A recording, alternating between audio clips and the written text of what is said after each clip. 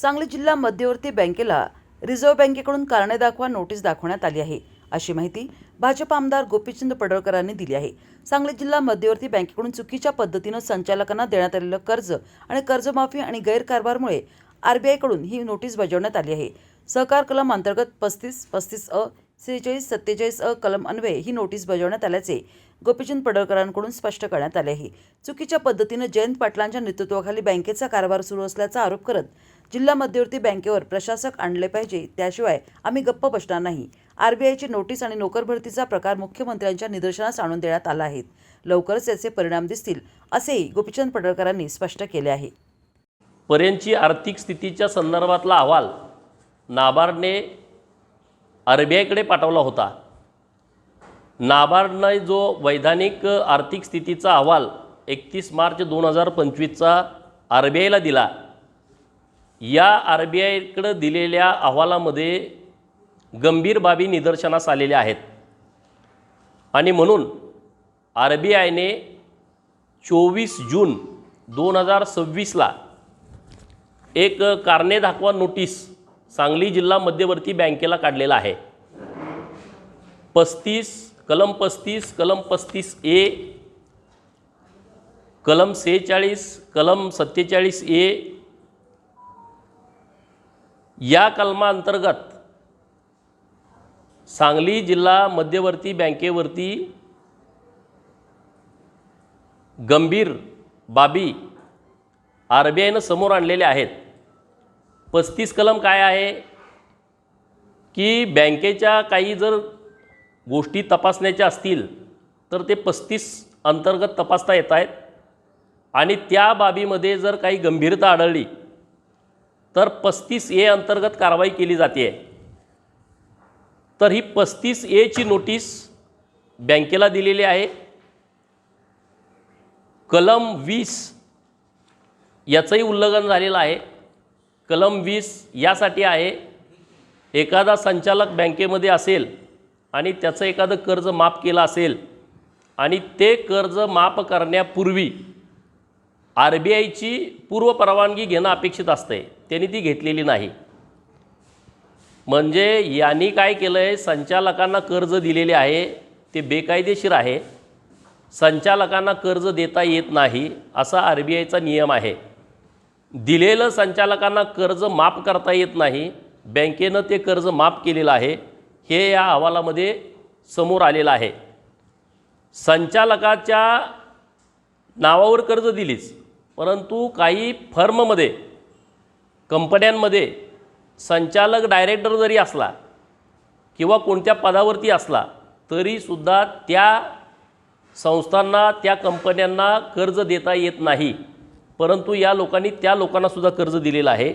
ही बाब या सगळ्या अहवालात समोर आलेली आहे आणि त्यामुळं कर्ज माफ करणं, चुकीचं कर्ज देणं संचालकांना, संचालकाच्या नातेवाईकांना कर्ज देणं, नातेवाईक जरी त्या कंपनीत असला तरी त्या कंपनीला कर्ज द्यायचं नाही, तरीसुद्धा त्या लोकांना कर्ज या बँक मुळामध्ये कायदा काय म्हणतोय, जो डायरेक्टर बँकेमध्ये आहे त्याला कर्ज द्यायचं नाही। आता हा 25चा अहवाल आहे, 26च्या मध्ये ते पण येईल, तुमच्यावर कारवाई होणार आहे।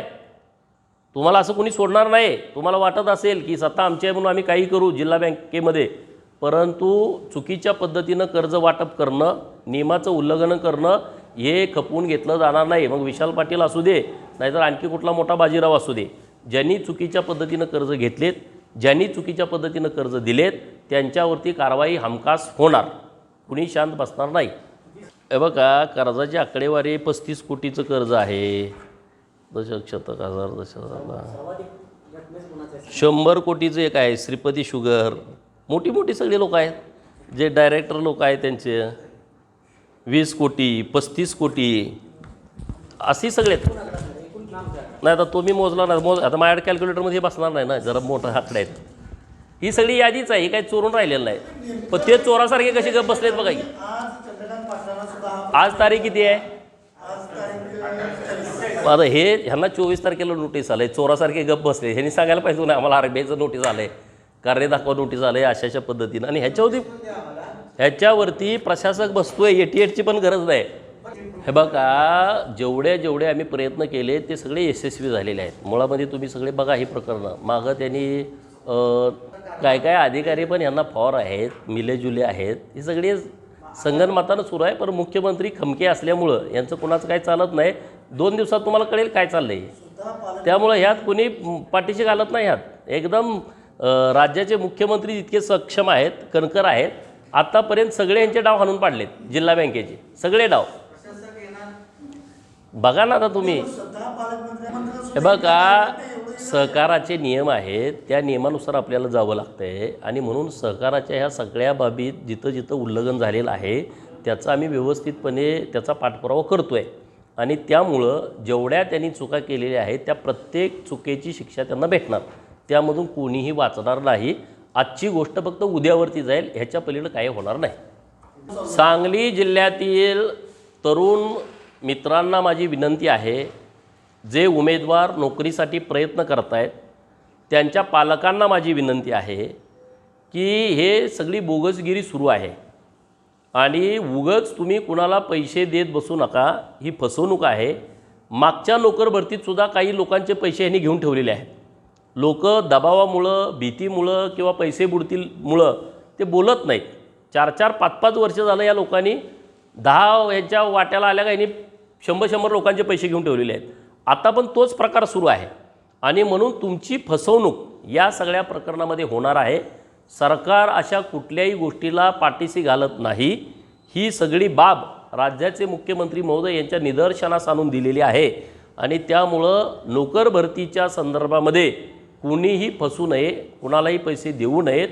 ह्यांनी जे चालवलेलं आहे ते सगळं आम्ही उघडं करणार आहोत. नाही, एवढ्यावरचा विषय नाही, राज्य सरकारचा विषय आहे. इथं विषय संपून जाईल. आणि RBIनं नोटीस काढलं यामध्ये तर 15 तारखेपर्यंत आपण वाट बघू. 15 तारखेला त्यांचं म्हणणं द्यायचं. आता त्यांच्याकडे धाडस आहे कोणा? जयंतरावला तर जाऊन बसतील. एवढ्या चोऱ्या केल्या. आता टोळी प्रमुख महोदय तुम्ही आता मार्गदर्शन करा. अर्थतज्ञ तुम्ही राज्याचे आहात. तुम्ही कसं तेवढं ते कुठलं ते ह्याचं लॉटरीचं वगैरे कसं जिरवलं तसं काहीतरी मार्गदर्शन करा, त्याला सांगतील. आणि मग तो आता एकदम सुसंस्कृत नेता आहे. संस्कार त्याचे एकदम जबरदस्त आहेत आणि त्यामुळं त्या संस्कारातनं काय येतं बघून आपण 15 तारखेनंतर आपण त्या विषयावरती बोलू व्यवस्थितपणे. सगळं घरादारासहित वसूल होणार ना. कपडे फक्त राहतील. नोकर भरतीच्या संदर्भात मी आज बोलणार नाही, परंतु त्या विद्यार्थ्यांना एकदम नम्रतेनं माझी विनंती आहे, फसू नका. अजिबात कोणी काय सांगते तुमच्याकडे लोक एजंट यायला लागलेत, त्यांचा हा माणूस आहे, त्यांचा कुणालाही भेटू नका, कुणालाही तुम्ही पैसे देऊ नका. तशी परिस्थिती नाही. तुम्हाला काही दिवसात कळेल. आता ह्याच्यापेक्षा मी काय बोलू शकत नाही.